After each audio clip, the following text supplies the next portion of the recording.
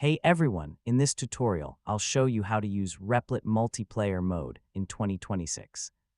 So if you want to code together with friends, classmates, or teammates in real time, Replit makes collaboration really easy. First, sign in to your Replit account and open the project you want to work on.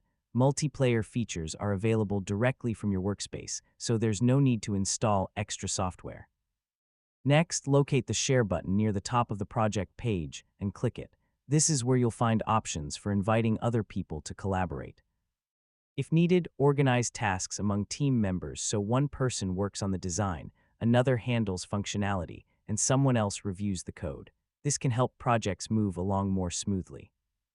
As you continue working, remember to test the application regularly to make sure everyone's changes are functioning correctly and not causing conflicts. Finally, once the project is complete, save your work and share the finished application, deployment, or source code with your team and other users. And that's it. That's how to use Replit Multiplayer Mode in 2026. Thanks for watching, and I'll see you in the next tutorial.